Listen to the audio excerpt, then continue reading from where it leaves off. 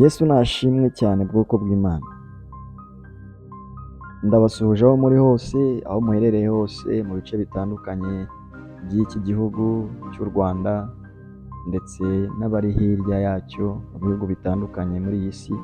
Ndabasuhuje aho muri hose mushobora kumva ururimi rw'Ikinyarwanda. Ndabasuhuje, mugire amahoro y'Imana. Amazina nitwa Job Batatu, nsanzwe ndi umuririmbyi uririmba indirimbo zihimbaza Imana, ariko uyu munsi sinje ngo turirimbe, ahubwo ndaje ngo tuganire gato ku ijambo ry'Imana. Ndashaka ko tuganira ku ijambo ryitwa gukizwa. Turibaza ngo gukizwa ni iki? Kandi turebe ninde ukizwa, umuntu ukizwa ninde? Turebe ngo uwo muntu akizwa iki? Yego, akizwa gute? Twongere turebe intambwe zituma cyangwa watera kugira ngo ugere kuri ako gakiza cyangwa ngo ukizwe. Ntabwo ndi buvuge ibintu byinshi, ariko ndashaka mu ntege amatwi umwanya muto uko mushoboye. Yego, gukizwa rero. Gukizwa ni iki? Mu buryo bwinshi bubaho, hari abantu benshi basobanurira gukizwa, bakabisobanura mu buryo bwinshi, ariko turagendera kuri Bibiliya cyane. Mu buryo bwa Bibiliya, gukizwa ni igikorwa cy'Imana cyo gukiza umuntu icyaha n'ingaruka zacyo, ikamwunga nayo binyuze muri Kristo Yesu.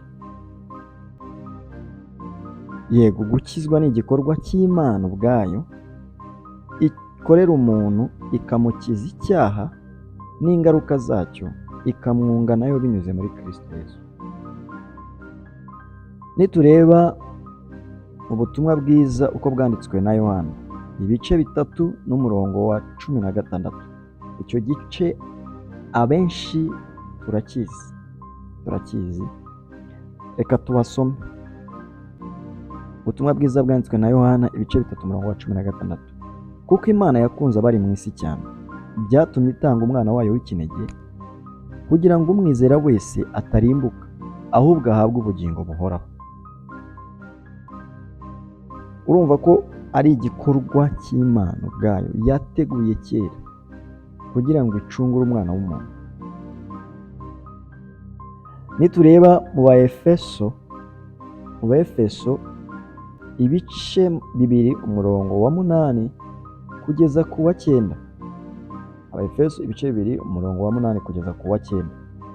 Ho turahasanga amagambo avuga ngo mwakijijwe n'ubuntu kubwo kwizera, ntibyavuye kuri mwe, ahubwo ni impano y'Imana. Bigaragara ko ibi bigaragaza ko gukizwa ari impano y'Imana, si ikintu wajya kugura mu isoko, si ikintu umuntu yakubwira ati ndakiguha ikintu runaka, cyangwa ni tugurane wome ikintu runaka nanjye nguha agakiza. Oya, gukizwa ni impano. Dushingiye kuri uyu murongo wo mu Baefeso, gukizwa ni impano y'Imana kandi itangwa nta kiguzi. Ni impano y'ubuntu bw'Imana, reka mbivuge gutyo. Rero umuntu ukizwa akizwa iki? Umuntu mu by'ukuri akizwa iki? Bibiliya yigisha ko umuntu akizwa, icya mbere akizwa icyaha. Yego, umuntu akizwa icyaha. Nureba Abaroma, igitabo Pawulo yandikiye Abaroma, mu bice 3 byacyo n'umurongo wa 23. Reka tuharebe. Ibice 3 umurongo wa 23 turahasanga amagambo avuga ngo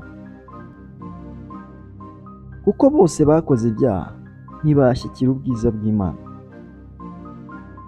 Bose bakoze ibyaha ntibashyikira ubwiza bw'Imana. Ikintu cya mbere umuntu akizwa ni icyaha.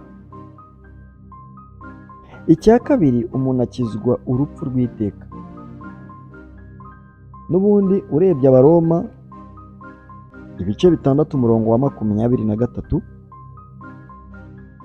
aravuga ngo kuko ibihembo by'ibyaha ari urupfu, ariko impano y'Imana ni ubugingo buhoraho muri Yesu Kristo umwami wacu.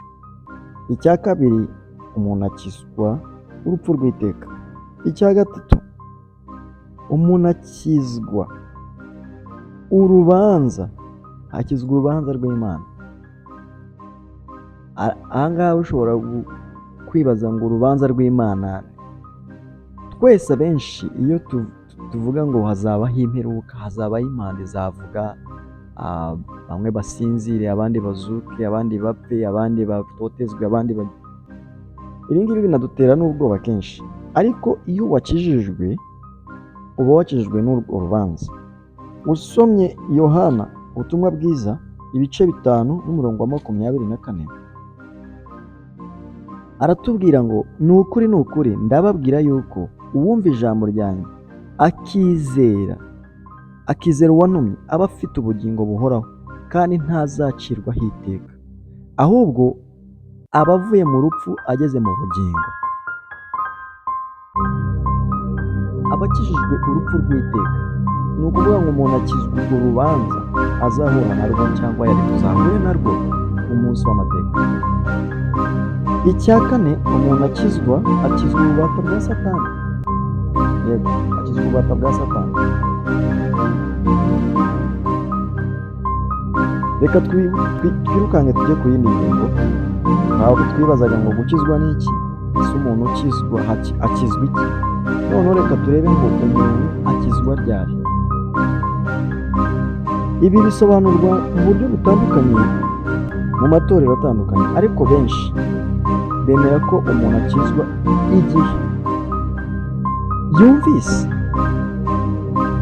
igihe umuntu yumvise ariko akumva ubutumwa bwiza, uwo muntu arakizwa. Iyo umuntu yumvise akumva ubutumwa bwiza arakizwa. Simvuga ngo za haleluya nyinshi, ariko muri kubyumva. Hanyuma dusomye mu Baroma ibice 10 umurongo wa 17, aratubwira ngo dore kwizera guheshwa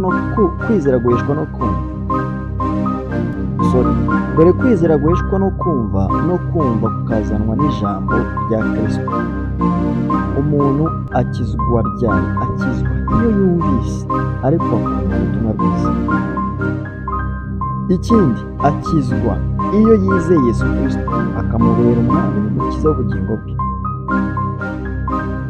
Ikindi cya gatatu, akizwa iyo yihannye ibyaha bye akabyatura. Mu Baroma ibice 10 umurongo wa 9 kugeza ku wa 10, uwasomye urasanga havuga ngo niwatuza akanwa kawe yuko Yesu ari umwami, ukizera mu mutima wawe yuko Imana yamuzuye, uzakizwa. Yego, hari n'abavuga ko urugendo rw'agakiza rukomeza uko umuntu agenda akura mu buryo bwo kwizera no mu buryo bwo mu mwuka, akomeza gukizwa. Hari n'ibyaha, twavuga ibyaha umuntu areka atari uko bamubwirije, atari uko bamubwiye byinshi, ahubwo ari uko we akuze akava mu bwana, uko agenda akura hari ibintu agenda areka akavuga ati nanjye kanaka uwambona nkora ibintu nk'ibi yavuga.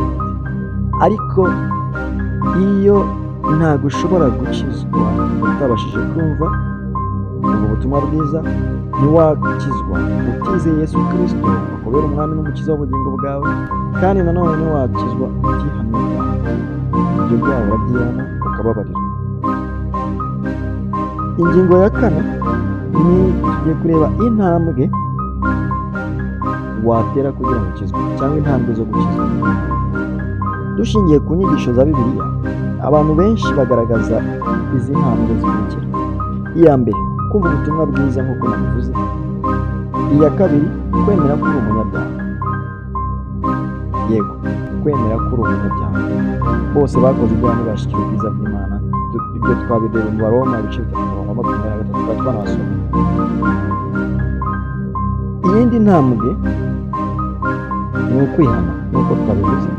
iya kane ni ukwizera Yesu Kristo nk'umwami n'umukiza w'ubugingo bwawe. Iya gatanu ni ukwatura ibyaha byawe ukemera ko Yesu akubera umwami n'umukiza w'ubugingo bwawe.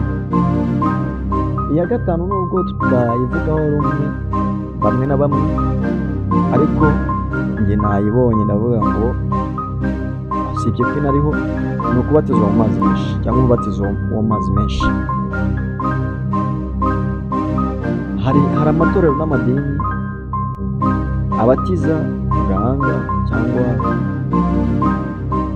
abandi sinzi uburyo babatizamo, ariko ku bemera Kristo bemera ko umubatizo ari uw'amazi menshi. Kugira ngo dutere ikirenge mu cya Kristo, tubatizwa mu mazi menshi nk'uko Kristo yabatijwe mu mazi menshi. Abandi bawufata umubatizo bawufata nk'igikorwa gihoraho cyangwa nk'igice gikomeye cy'urugendo rwo gukizwa. Yego, ni step, ni intambwe igufasha gukomeza kubaho ubuzima bukijijwe. Intambwe ya nyuma ni ugukomeza kubaho ubuzima bwejejwe. Iyo twatuye tukihana, tukibuka ibyaremwe bishya, ubwo buzima tugakomeza kububamo bwo gukizwa igihe cyose. Mu ncamake, mu magambo make, agakiza ni impano y'ubuntu. Icyo cyo tucyemeranyweho. Agakiza ni impano y'ubuntu bw'Imana. Imana yo ubwayo niyo itanga iyo mpano, kandi ibonerwa muri Kristo Yesu. Nta handi ushobora kubona agakiza, nta handi ushobora kugakura atari muri Kristo Yesu. Kandi ubwo ngubwo kugira ngo ukabone, uko watura ibyaha, ukihana, ukababarirwa, kandi ukizera n'imbabazi. Yego, umuntu wese yemerewe guhabwa iyo mpano, ariko iyo yihannye ibyaha bye kandi akizera ko ababariwe. Iyo wihannye ukizera ko wabariwe, iyo mpano urayihabwa, urakizwa. Nyuma yaho rero, uwo muntu agakomeza kubaho ubuzima bwejejwe, agakomeza kubaho ubuzima bugaragaza impinduka, imbuto z'umwuka n'impano z'umwuka bigatangira gukorera muri we. Ntaba ari we ukikoresha, ahubwo agakoreshwa n'impano yahawe. Iyo mpano y'agakiza ariyo Yesu Kristo iza ari full package, ari impano yuzuye, irimo umwuka wera, irimo impano z'umwuka, irimo byinshi bidufasha kubaho ubuzima bwejejwe no kubaho ubuzima bukijijwe muri iyi si ya none, y'ubu buzima bwa none n'igihe kizaza. Ugatangira kubaho uyoborwa n'umwuka, apana wowe kuyobora umwuka. Ugatangira kubaho wowe uvuga Kristo, wamamaza ubutumwa bwiza bwa Yesu Kristo, apana kurwanya no gupinga iby'umwuka ndetse n'ibya Kristo Yesu. Reka mbashimire ko mwabashije kubana nanjye. Imana ibahe umugisha, ndetse naho utaha. Wagira ikibazo, wagira icyifuzo, wagira igitekerezo, wakandika aho hasi muri comment, watubwira, cyangwa wakenera ubundi busesenguzi ku kindi kintu cyangwa ku rindi jambo udasobanukiwe, twagufasha gusobanura. Amazina yanjye mbibutse, nitwa Job Batatu, ndi umuririmbyi ndetse ndi n'umugabura w'ijambo ry'Imana. Uwiteka duhane umugisha, naho ubutaha.